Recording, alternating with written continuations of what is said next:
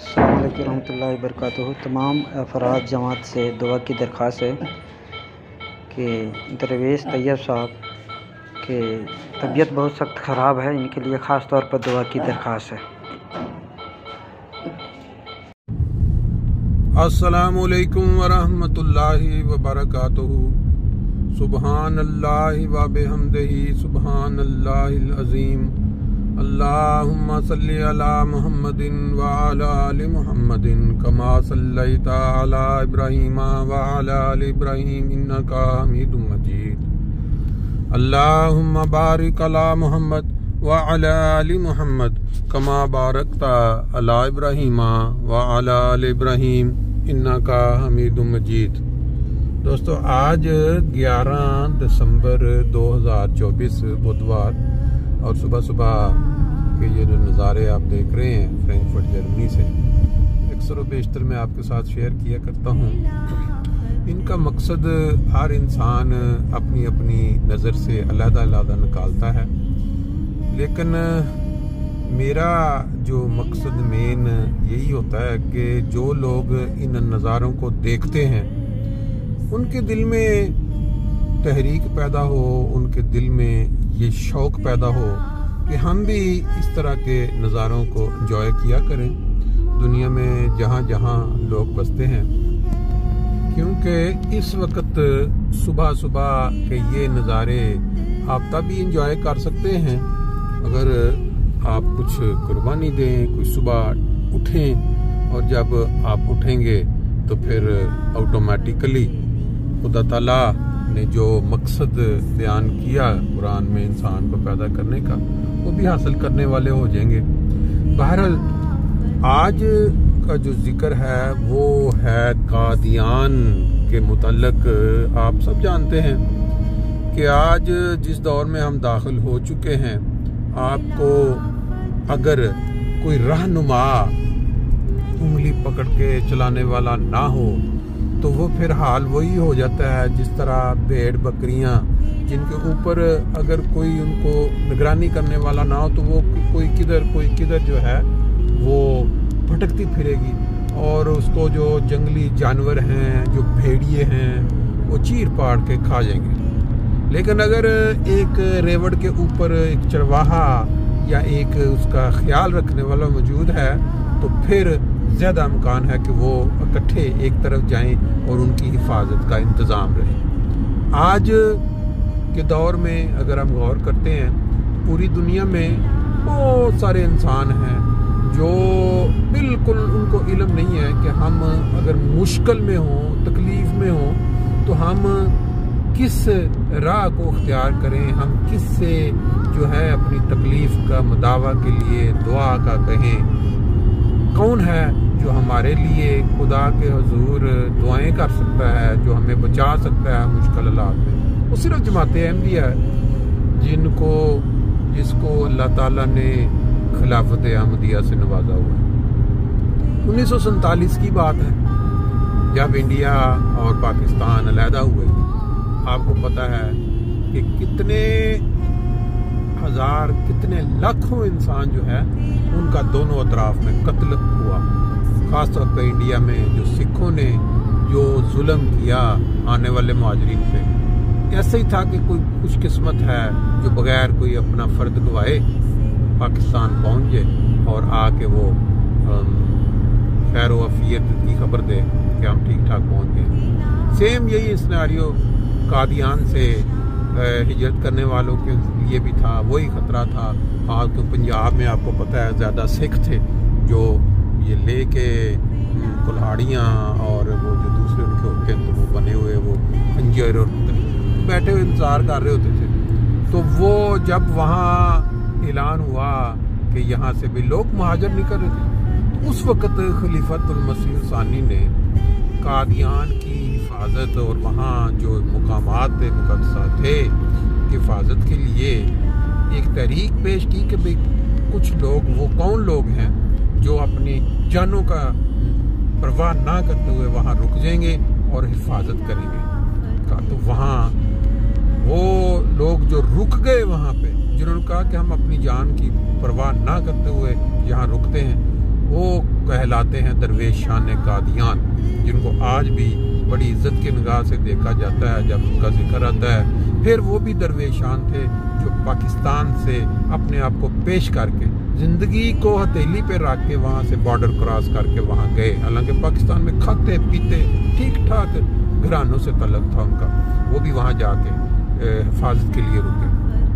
آپ آج تصور کریں کہ آپ کو کوئی کہ جی یہاں موت ہے سامنے تو آپ وہاں کود جائیں تو کتنا مشکل ہوگا۔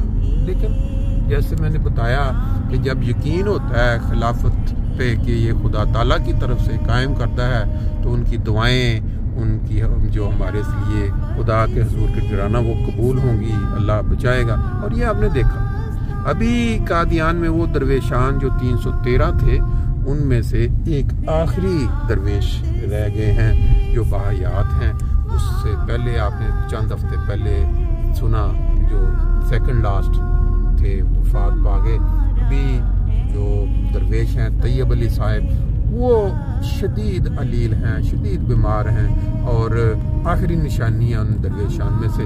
تو اللہ تعالیٰ ان کو صحت والی زندگی اور کامل طاقت والی زندگی عطا کرے، یہی دعا ہم کرتے ہیں جب کوئی بیمار ہوتا ہے۔ لیکن ایک چیز جو ہے وہ بڑی کلیئر ہے کہ جب انسان اپنی زندگی گزار چکا ہوتا ہے، یورپ میں عموماً ڈاکٹرز کہتے ہیں کہ بھئی انہوں نے اپنی پریکٹیکل لائف جو ہے وہ گزار لی ہوئی ہے، اب ان کی زندگی پریکٹیکل نہیں ہے۔ آپ مختلف طریقوں سے یہ جو سپورٹنگ مشینیں ہوتی ہیں یہ وہ لگا کے آپ ان کو تکلیف دے رہے ہیں، وہ کہہ نہیں پا رہے لیکن وہ تکلیف میں ہے، آپ ان کی زندگی کے دن بڑھا رہے ہیں۔ لیکن یہ سپورٹنگ مشین تو یہی دعا ہے اللہ تعالیٰ طیب علی صاحب کی زندگی اگر اس میں صحت اور طاقت والی زندگی موجود ہے تو خدا بہتر جانتا ہے، لیکن اگر ان کے لیے یہ مقدر ہے کہ اب ان کا وقت ہے تو اللہ تعالیٰ ان کی مشکل آسان کرے، ان کے عزیز و اقارب، ان کے رشتہ دار جو ہیں ان کے لیے بھی سکون کا باعث بنے۔ لیکن خدا کے نزدیک ہر چیز ممکن ہے۔ خدا جسے چاہتا ہے زندگی بڑھا سکتا ہے، جسے چاہتا ہے طاقت بھی لٹا سکتا ہے۔ اللہ تعالیٰ فضل و کرم سے ان کو صحت کاملہ عطا کرے۔ مسجد قریب آ گئی ہے، ایک دفعہ اپنا صلی اللہ کا شوق پورا کر لیتے ہیں۔ صلی اللہ نبینا صلی اللہ محمد۔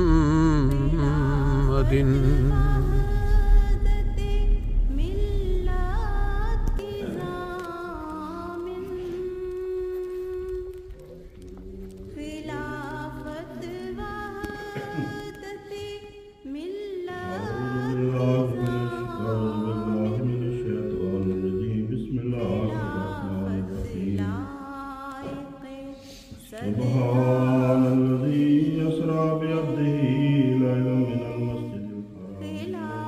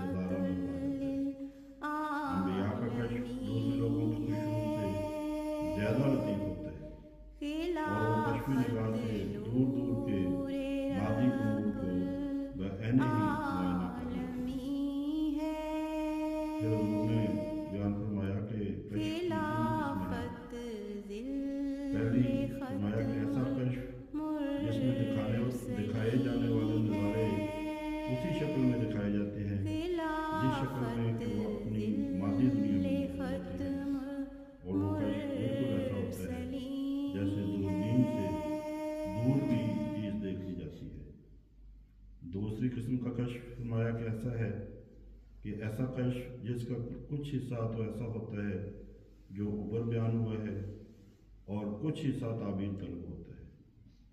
और तीसरा कश्फ ये है कि ऐसा कश्फ जो सारे का सारा ताबीर तलब होता है। हज़रत सल्लल्लाहु अलैहि वसल्लम का ये कश्फ दूसरी किस्म का था, यानी बाज़ इसे